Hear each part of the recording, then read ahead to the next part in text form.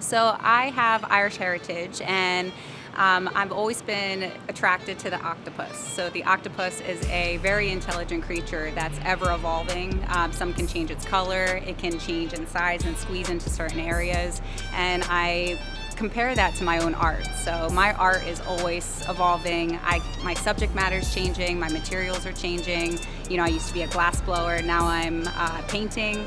So you can see on my logo, so my brand is Finucane Design Group, and I have a Celtic design of a octopus, and then I have FDG, which represents Finucane Design Group. Hello, you're watching Dexit, and I'm here with Keely, and she has a passion that she does as a career and for fun, and she's going to explain to you why it is that she does it and her whole passions. Thank you so much for having me. My name is Keely Finucane, and I'm both an educator and artist here living in the Valley. How'd you get started in art?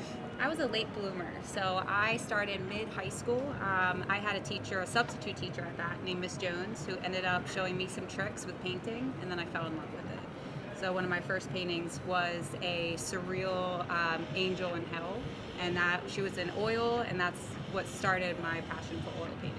So oil is your medium that you use? It is my favorite medium that I use. I also do acrylic paintings as well, and both of them have two different styles. So oil tends to be more realistic for me, and then acrylic is more illustration-like.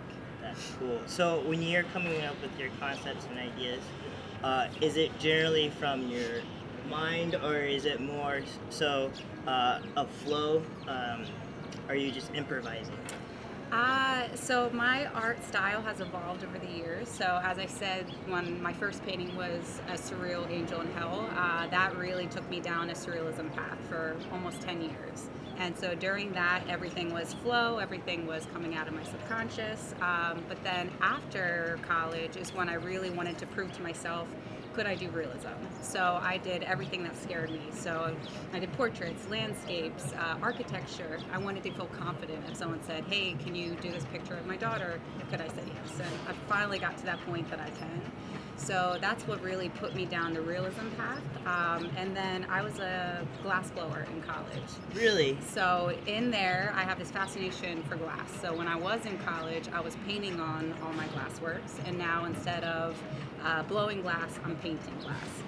Wow. And then do you find that any of the techniques that you use with glass blowing ends up being incorporated into your art, or vice versa, or is it completely separate? Completely separate. Yeah, Gotcha. Not the techniques. It's more just being the attention to detail, the reflection quality. So that's why I started painting glass, and I started painting cocktails. But I'm one of those artists that can't seem to fit in a box and can't fit to one certain style. So I did glass for so long, and then I wanted to try animals. I became an ant 5 years ago, so I have a new tradition that they get a brand new set of acrylic canvas prints for their first Christmas. So that kind of got me into that. So different inspirations and experiences in my life will make me want to try something new. And then how does it make you feel when you're painting or doing your art? I love it. It's a natural high. Mm-hmm. Yeah, the best day is when you're in a zone, you have earbuds in, and hours are going by, and you're just watching the painting develop. And so with my oil painting style, it's many, many layers. So in the beginning, I definitely don't feel calm. I am anxious. I'm trying to get the painting covered as fast as possible. But then once you have more layers on the canvas, it starts to just evolve and change in front of you, and that's the best feeling. I can totally relate with that completely. Yeah, it is. There is a certain amount of anxiousness when you're starting a painting, especially when it's just doubt. So much doubt. Yeah, I totally agree. So where do you see yourself, or the most ideal situation with art fluctuating? Where do you see yourself? The most ideal, perfect situation in terms of your career? So, that's an interesting question. I'm currently a middle school art teacher. I teach in Maryvale, and I've been doing that for 11 years. And the good days for that is really special and very rewarding. And then the bad days, you can imagine, is bad days with junior high kids. Yeah. So right now I'm a full-time teacher, part-time artist, and showing as much as possible. In the ideal world, I want to continue both. With teaching middle school kids, they're not going to thank you right away, and you don't get that instant gratitude. It's not until the very, very end of the year, or maybe even years will go by, and then one of my older students will reach out to me and write me a nice paragraph of how much I meant to them and how much I made an impact on their life. And it's those moments is what keeps you in the game.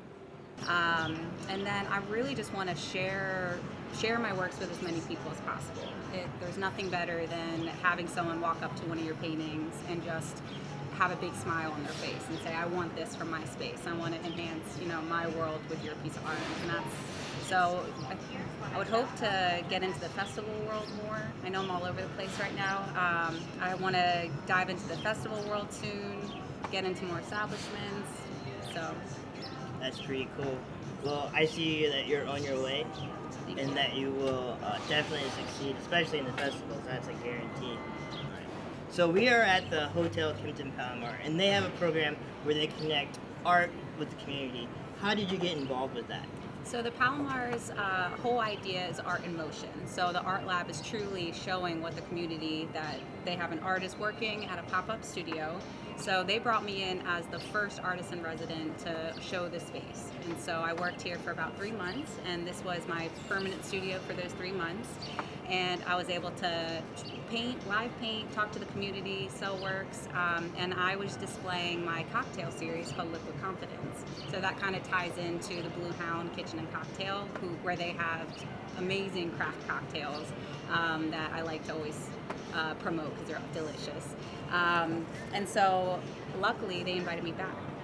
So guys, if you ever get a chance, you should definitely come down to Kimpton Hotel, Palomar, and check out Keely's work and get some amazing food and amazing cocktails. Definitely a place you should check out.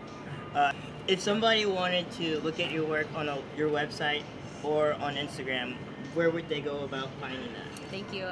KeelyFinucane.com, Keely Finucane Art on Facebook, and Keely Finucane Instagram. So Keely Finucane. That works. Alright guys, I hope you guys enjoyed this. If you can subscribe to my channel, her Instagram, and we hope to see you guys again. Have a good one. Keep it positive.